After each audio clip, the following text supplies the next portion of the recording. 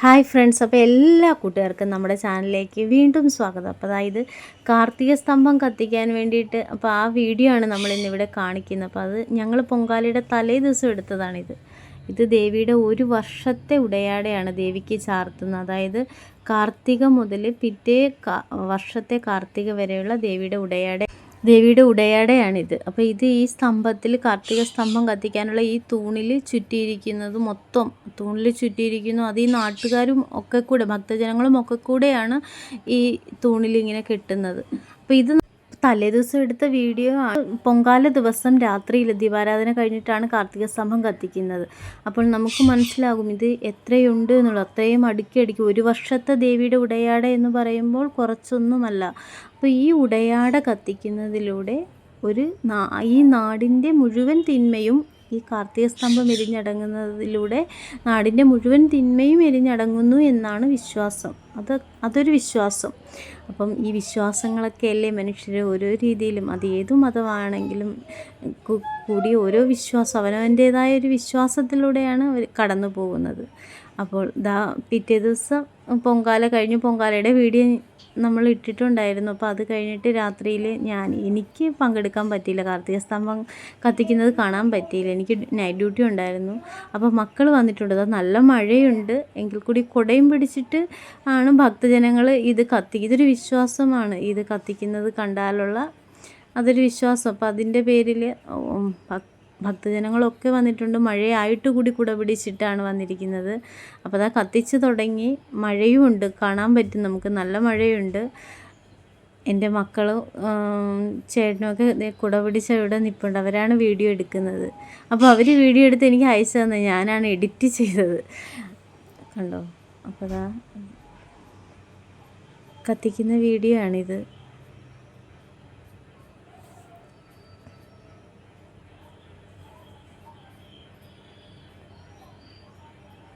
അപ്പോൾ ഇത് കത്തി അമരുന്നതിലൂടെ ഒരു നാടിൻ്റെ തിന്മയും എരിഞ്ഞടങ്ങുന്നു എന്നാണ് വിശ്വാസം.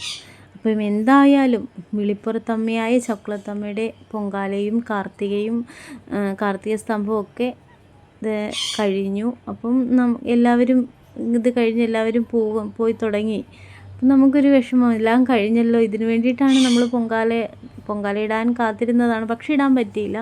ഇതിൽ കൂടി ഇതൊക്കെ കഴിയുമ്പം ഇനി നാരിപൂജയൊക്കെ ഉണ്ട്. ഉത്സവം 16-ാം തീയതി തൊട്ട് ഉത്സവം തുടങ്ങും. ഇതിൽ കൂടി ഇത് കഴിഞ്ഞു. അപ്പോൾ ഒരു അനക്കമൊക്കെ പോയപ്പോൾ നമ്മുടെ വീട്ടിലൊരു കല്യാണമോ ഒക്കെ വന്ന് നമ്മളത് കാത്തിരിക്കും. അല്ലെങ്കിൽ ഒരു ഓണമൊക്കെ വരുമ്പോഴത്തേക്ക് നമ്മളത് അതെത്താൻ വേണ്ടി കാത്തിരിക്കില്ല. അത് കഴിയുമ്പം പോയല്ലോ, കഴിഞ്ഞല്ലോ എന്നുള്ളൊരു ഇതില്ല. ആ ഒരു ഫീലിങ്സാണ് ഇതൊക്കെ കഴിയുമ്പം. ഇനി നമ്മൾ അടുത്തൊരു കാത്തിരിപ്പാണ്, അടുത്തൊരു ഉത്സവത്തിന് വേണ്ടിയിട്ട്. എന്നാലും ഇത് കഴിഞ്ഞല്ലോ എന്നുള്ളൊരു വിഷമവും ഉണ്ട്. അപ്പം കാർത്തിക സ്തംഭം കത്തിയമരുന്നു. കണ്ടോ? ഇത് കഴിഞ്ഞിട്ട് ചൈനീസ് പടക്കമൊക്കെ ഉണ്ടായിരുന്നു. അപ്പം കാർത്തിക സ്തംഭം എരിഞ്ഞടങ്ങ് തീരാറായി. ഇതിലൊരു പാട്ടുണ്ട്, MG ശ്രീകുമാർ പാടിയൊരു പാട്ട്.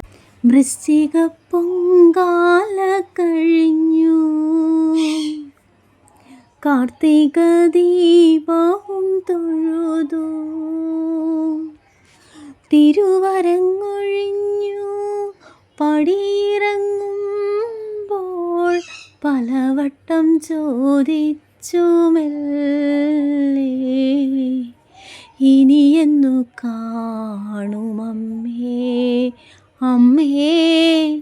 ശ്രീചക്കുളം കാവിലമ്മേ. വൃശ്ചിക പൊങ്കാല കഴിഞ്ഞു, കാർത്തിക ദീപവും തൊഴുതു, തിരുവരങ്ങൊഴിഞ്ഞു പടിയിറങ്ങുമ്പോൾ